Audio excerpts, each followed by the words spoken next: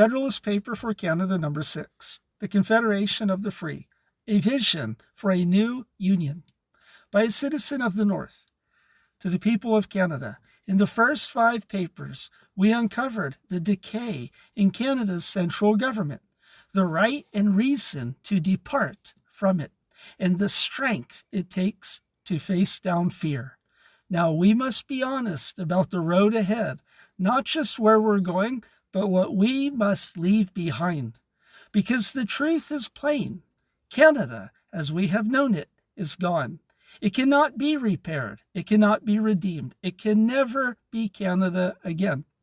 The idea of a united, equal, respectful federation died long ago, smothered by centralized control, judicial activism, cultural hostility toward the West, and an unrelenting political machine that feeds off the fruits of those it governs.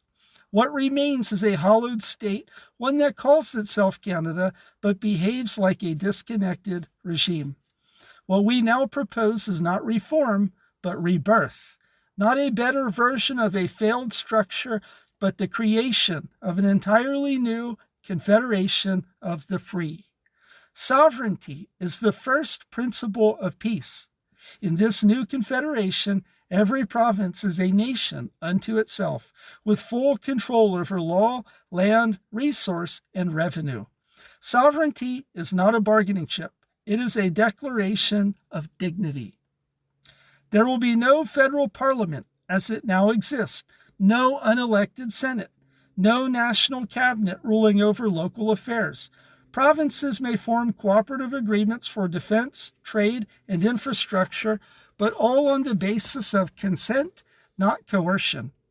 Liberty must be locked in, not loaned out. Our rights cannot be subject to reasonable limits or judicial fads. The new confederation would enshrine an unbreakable Bill of Rights, prohibiting state interference in speech, worship, movement, property, self-defense, parental authority, and voluntary economic exchange. This is not a list of privileges, it is a hard boundary. Not 1 inch of liberty shall be traded for comfort again.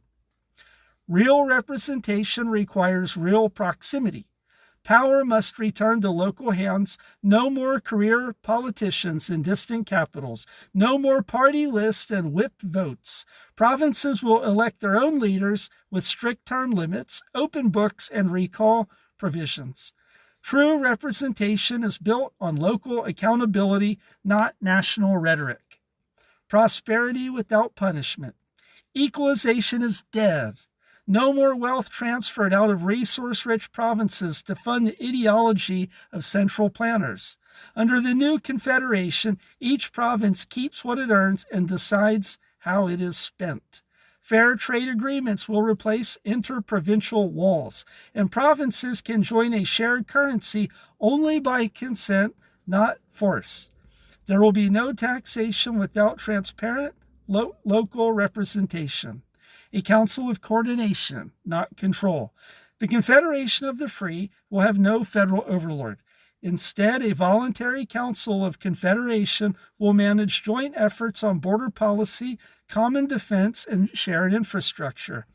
It cannot pass laws, it cannot collect taxes, it cannot overrule any province. This council will be a servant, not a master. The exit door will always remain open. Any province may leave this confederation at any time for any reason. That is the cornerstone of peace among free peoples. Freedom of association must include freedom to disassociate. There is no union without choice. There is no unity without liberty. A new Canada is not a version of the old. We must let go of the fantasy that the system can return to what it was. It will not. The structures are too corrupted, the central authority too insulated from consequence, and the divisions too entrenched. The nation we once hoped for, a fair, federated, culturally diverse democracy, is no longer possible within the current design. But that does not mean we surrender our identity. It means we reclaim it outside of a system that betrayed it. Let us not mourn what was, let us build what must come next. In the next paper, we will begin to sketch the path toward organizing the first sovereign assemblies peacefully, legally, and boldly. Until then, a citizen of the North.